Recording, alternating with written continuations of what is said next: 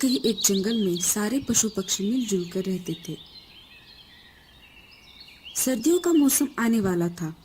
तभी मौसम के जानकार पक्षी सभी को आने वाली सर्दियों के बारे में सूचित कर रहे थे। सुनो सुनो सुनो, हर साल की तरह इस साल भी बहुत ठंड पड़ने वाली है। पर इस साल पिछली ठंड से बहुत ज्यादा ठंड पड़ेगी। आप अपने अपने रहने खाने की तैयारी कर ले।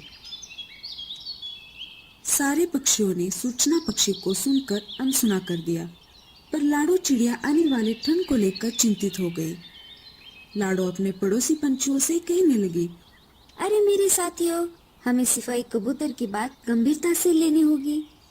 हमें अपने घोंसले पक्के कर लेने चाहिए। अरे अरे लाडो, ऐसी कोई बात नहीं है। हर साल की तरह इस साल भी उतनी ही ठंड पड़ेगी, तुम देख लेना। और वैसे भी हमारे घोंसले पक्के हैं। नहीं नहीं मीनू चिड़िया, ऐसी बात नहीं है। ज्यादा ठंड पड़े या न पड़े, हमें तैयार रहना चाहिए। चलो, मैं घोंसले को ठीक ठाक करती हूँ। लाडो चिड़िया अपने घोंसले की मरम्मत करने लगती है। थोड़े ही दिन में वो अपना घोंसला ठीक ठाक कर लेती है। चलो, अब मैंने अपना घोंसला तो ठीक कर लिया है। अगर ज्यादा ठंड भी पड़ जाए तो भी मुझे कोई भारी नुकसान नहीं झेलना पड़ेगा। अब मुझे सर्दियों के लिए दाना इकट्ठा कर लेना चाहिए। ऐसा कहकर लाडो दाना इकट्ठा करने चल पड़ती है। रास्ते में उसे कालू कौवा दिखाई देता है। अरे लाडो, कहाँ जा रही हो? लगता है बहुत जल्दी में हो। हाँ हाँ कौवे भैया, सर्दी आने वाली है ना कल, इसलिए मैं दाना इकट्ठा करने जा रही हूँ। इसमें कौन सी ऐसी बड़ी बात है? सर्दियाँ तो हर साल आती है। हाँ कौवे भैया, पर जंगल के सिपाही ने तो सूचना दी है ना, इस साल हर साल से ज्यादा ठंड पड़ेगी, इसलिए मैं सर्दियों की तैयारी में लगी हुई हूँ। मुझे लगता है कि आप भी सर्दियों की तैयारी कर ही लो। तुम अपना अपना काम देख लो, मुझे सिखाओ मत। मैं खुद का ध्यान रख सकता हूँ। ठीक है, मैं तो बस आपको सूचित कर रही थी, बाकी आपकी मर्जी। ऐसा कहकर लाडो चिड़िया वहां से चली जाती है। कुछ दिन गुजर गए। वैसा ही हुआ जैसा सिपाही बोलकर गया था। इतनी ठंड पड़ गई कि नदी का पानी भी जगह पर जम गया। सारे पेड़ पौधे पर बर्फ जम गई। अच्छा हुआ मैंने घोंसले की तैयारी कर ही ली, वरना मुझे भी ठंड में बाहर रहना पड़ जाता। लाडो अपने घर में मजे से बैठी थी। तभी बाहर से दरवाजे पर ठक ठक की आवाज आने लगी। अरे, इस समय कौन है दरवाजे पर? जब लाडो ने दरवाजा खोल दिया तो बाहर कालू कौवा खड़ा हुआ था। अरे कालू कौवे, क्या बात है? इतनी रात गए तुम मेरे घर क्यों आए हो? तुमसे ही कहती थी लाडो, मैंने तुम्हारी बात मजाक में ले ली। इस साल ठंड तो बहुत ज्यादा है। तुम आज के लिए बस मुझे तुम्हारे घर पर सहारा दे दो। मैं कल ही मेरा घोंसला बना लूंगा। ठीक है कौवे भैया, बस आज के लिए मैं तुम्हें रहने दे रही हूँ, पर कल तुम्हें अपना घोंसला ठीक करना होगा। हाँ हाँ, मैं कल तुम्हें परेशान नहीं करूंगा। कालू कौवा अंदर आ जाता है और लाडो के घोंसले में जाकर सो जाता है। बस एक दिन की बात है, कल वैसे भी ये चला जाएगा।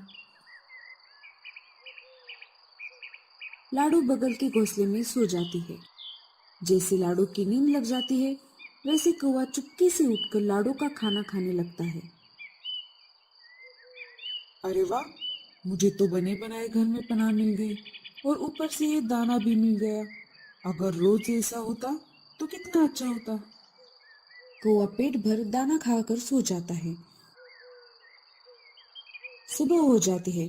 कौवा अपनी मस्त नींद में घोड़े बेचकर सो रहा था।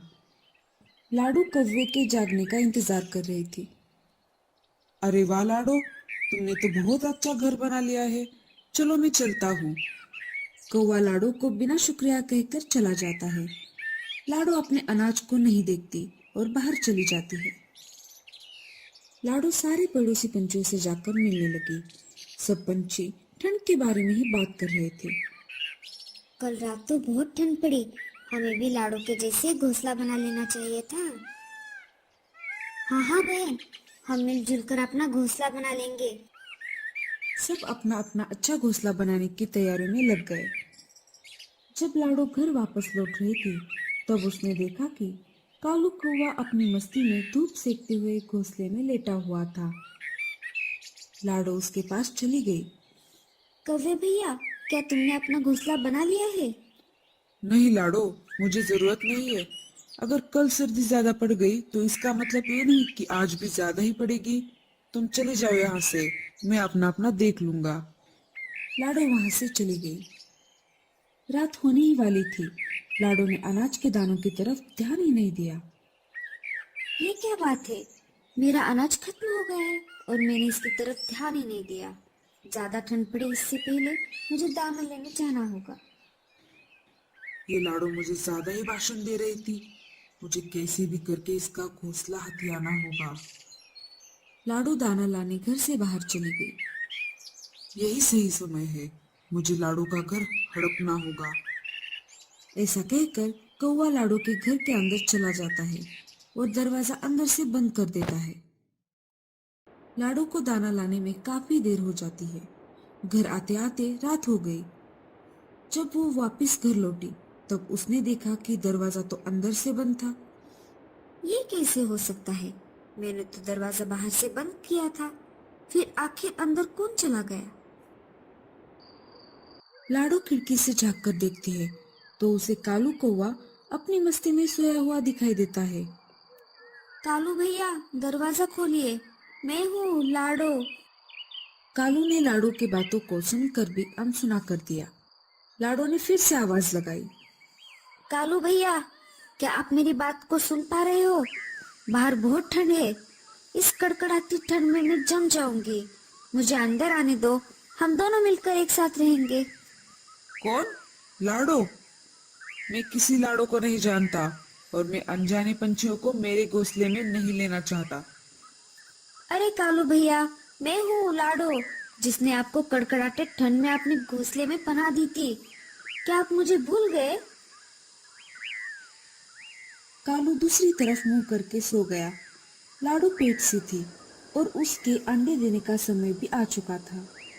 लाडो का पेट दर्द करने लगा। अब मैं क्या करूँ? मैं कहाँ पर जाऊँ? मेरा घर तो कौवे ने हड़प लिया है। तुम घबराओ मत मेरे बच्चों, मैं तुम्हें कोई नुकसान नहीं होने दूंगी। मैं ऐसा करती हूँ, मैं डॉक्टर तोते के पास चली जाती हूँ। मैं उनके अस्पताल में जाकर शरीक हो जाती हूँ।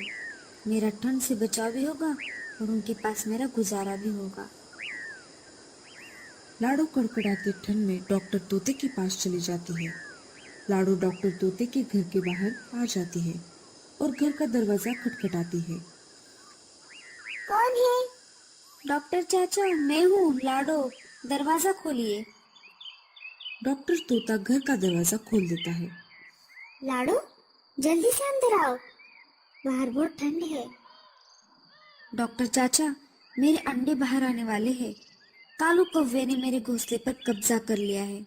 मुझे समझ नहीं आ रहा था कि मैं क्या करूं। तभी मुझे आपका ख्याल आया। आप देख लीजिए, मेरा पेट बहुत दुख रहा है।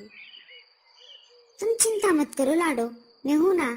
जब तक तुम्हारा घोंसला तुम्हें वापस नहीं मिल जाता तब तक तुम यहाँ पर रह सकती हो। मैं बाजू के घोंसले में रहूंगा। डॉक्टर चाचा लाडो को कुछ दवाई दे देते हैं। ये लो लाडो, इसे खा लो, सुबह तक तुम्हारे अंडे निकल आएंगे। मैं यहीं पर हूँ, पास वाले घोंसले में। कुछ जरूरत पड़ी तो मुझे आवाज लगाना। इधर ठंड के कारण एक हाथी पागल हो जाता है। फिर वो हर एक पेड़ पर अपना सिर पटक रहा था। कालू कौवा अपने मजे में सो रहा था। तभी पागल हाथी ने उसके पेड़ पर जोर से सिर मार दिया। वैसे ही घोंसला जोर जोर से हिलने लगा। कालू कौवा डर गया। अरे ये क्या हो रहा है? मुझे लगता है भूकंप है। कालू कौवे ने कुछ करने से पहले ही हाथी ने एक और बार अपना सिर पेड़ पर पटक दिया। वैसे ही घोंसला नीचे गिरकर टूट गया। नीचे गिरने की वजह से कालू कौवे के पंख टूट गए और वो ठंड में बाहर आ गया।